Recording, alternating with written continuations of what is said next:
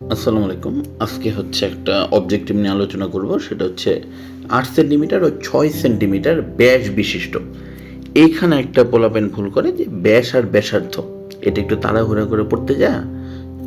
অনেক সময় ব্যাসকে ব্যাসার্ধ বলে, ব্যাসার্ধকে ব্যাস বলে, এরকম। তাহলে এখানে লেখা আছে ৮ সেন্টিমিটার ও ৬ সেন্টিমিটার ব্যাস বিশিষ্ট দুইটা বৃত্ত পরস্পরকে বহিঃস্পর্শ করলে, মানে একটা হচ্ছে অন্তঃস্পর্শ, একটা হচ্ছে বহিঃস্পর্শ। এই জিনিসটাকে বুঝাই।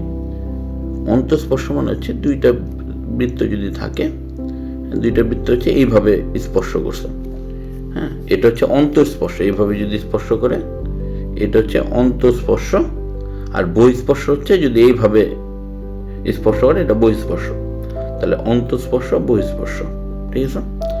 এখন আমাকে বললো যে এই যে ইয়াটা করলো, এইটা যে দুইটা বহিঃস্পর্শ করলো, তাদের কেন্দ্রদ্বয়ের মধ্যবর্তী দূরত্ব কত?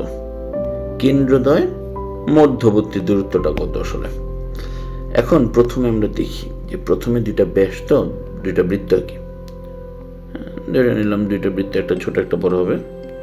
তাহলে একটা হচ্ছে ৮ সেন্টিমিটার, একটা হচ্ছে ৬ সেন্টিমিটার।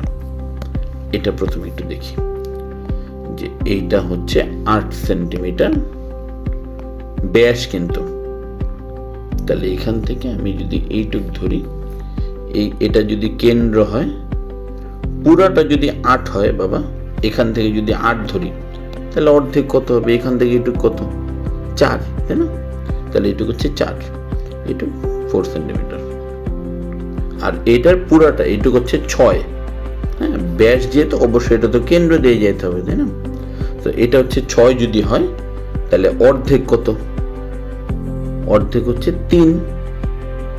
এই যে ৬-এর অর্ধেক হচ্ছে ৩ সেন্টিমিটার।